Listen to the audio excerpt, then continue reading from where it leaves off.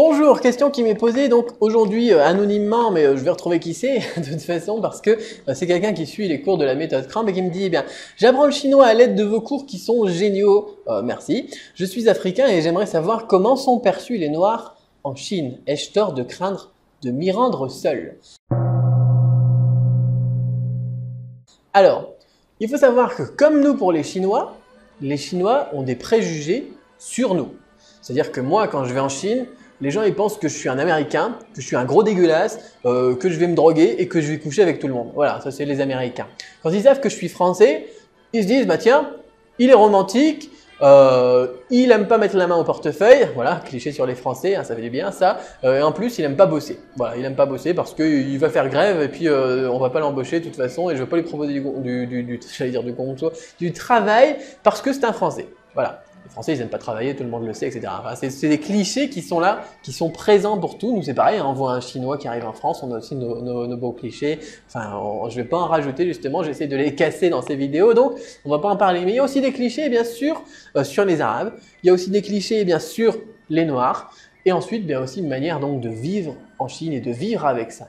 C'est-à-dire que si on arrive en Chine, comme moi, à un grand blond comme ça, et que bien on n'aime pas que tout le monde nous regarde dans la rue alors qu'on est complètement différent de tout le monde, c'est qu'il y a un problème. Si les gens ils vous regardent, c'est tout simplement parce que vous êtes différent. Ils vous regardent parce que ils vous trouvent différent. Donc, si vous marchez comme ça dans la rue et que tout le monde vous regarde et que ça vous agace, ben alors là vous pouvez rentrer chez vous. Voilà, tout simplement. Ayez un petit peu une ouverture, allez de l'avant, soyez ouvert aux réactions des gens, gardez le sourire et puis si tout le monde vous interpelle dans la rue, eh bien c'est plutôt positif, c'est pas forcément négatif. Voilà. Eh bien c'est pareil donc pour un Noir. Là aussi un Noir qui se balade dans la rue en Chine, on aura des clichés sur eux. On aura aussi eh bien, le regard parfois lourd, parfois fatigant. Hein. Moi, je me souviens à mes débuts, j'ai eu du mal à m'en défaire eh bien, de ce regard un petit peu qui les gens ils te regardent comme ça parce que dans la rue, voilà, un étranger. Et même quand vous êtes à Shanghai il y a déjà 5000 Français, 5000 Français ouais, ou même plus, je ne sais même pas combien actuellement. Et alors en nombre de francophones, c'est encore plus. Et en nombre d'étrangers, c'est encore plus. Alors vous êtes soit l'américain de service, soit vous êtes le russe. Hein, parce que vous êtes forcément américain ou russe, hein, vous ne pouvez pas être autre chose. Et les gens, ils vont vous regarder passer, ils vont vous interpeller, ils vont vous demander de douter, etc. Ils vont avoir des préjugés sur vous. Si vous savez faire avec, il n'y a aucun problème. Aucun problème.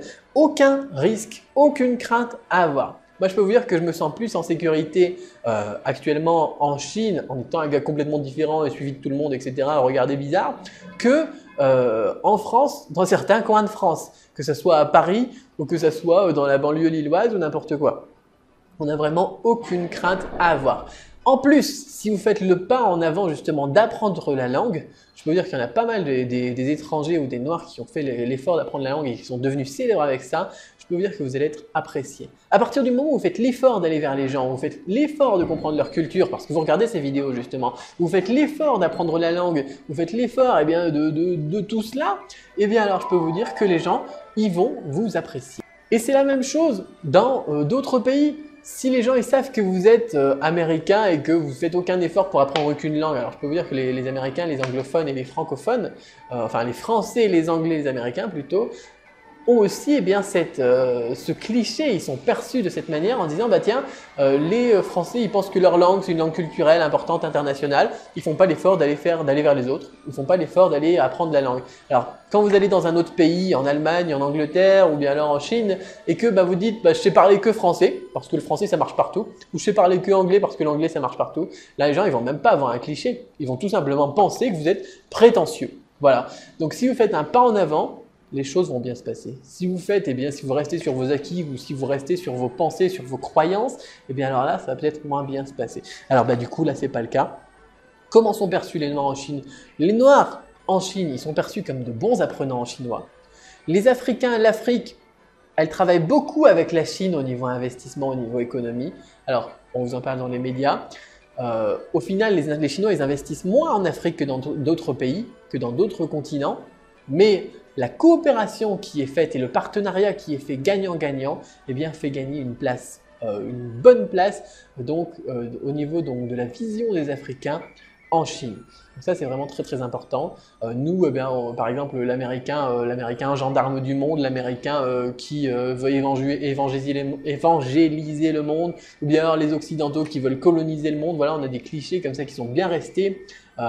Donc des Occidentaux et des Américains, donc des Européens et des Américains, qu'on n'a pas avec les Africains et surtout avec l'Afrique Sud, ceux qui coopèrent, on va dire, qui travaillent main dans la main avec les Chinois. Et donc ça, c'est forcément quelque chose qui est positif. Vous serez bien vu, vous serez en sécurité et si vous faites un pas en avant, alors vous serez apprécié. Tout simplement. Donc là, en l'occurrence, on a le pas en avant qui est fait avec la langue. C'est vraiment très très important et c'est une question de bon sens qui est valable pour tout le monde, partout. Moi, je connais des Américains qui sont venus en France, ils ont appris le français à fond et ils se sont intégrés super bien. Par contre, si vous avez des autres Américains qui viennent en France et qui restent sur leurs acquis, qui parlent que anglais, qui restent que dans la communauté, ou bien des Chinois qui viennent en France et qui restent que dans la communauté, dans le Paris 13e, communauté chinoise, quartier chinois, et qui font rien du tout pour aller vers les autres, pour aller découvrir les autres, pour aller découvrir la culture française, parler avec les Français, parler le français, et bien alors là, forcément, ils sont moins appréciés. Et puis, on reste juste sur nos clichés de toute façon, parce que il n'y a personne pour les casser. Pour eux, si les gens ne viennent pas vous parler et vous dire « Ah bah non, c'est pas comme ça », eh bien, vous n'allez pas penser que effectivement c'est pas comme ça. Voilà pour cela, j'espère avoir répondu à la question. Au final, donc, vous serez bien perçu en Chine, rassurez-vous. Et à très bientôt donc pour de nouveaux cours de chinois en l'occurrence. Nous, on se retrouve donc dans une autre vidéo. Vous pouvez aller sur Cédric Beau TV, retrouver pas mal de vidéos qui ont déjà été produites. Si vous voulez aussi vous abonner pour recevoir les suivantes, allez sur Facebook ou sur YouTube. Je vous mets les liens sur cette page. Inscrivez-vous, suivez-moi. Et n'hésitez pas aussi à laisser des commentaires, on discute un petit peu de tout ça. Tant que les commentaires, les discussions sont constructives, on fait avancer les choses et c'est vraiment quelque chose qui sera passionnant. Voilà, à très bientôt dans une autre vidéo.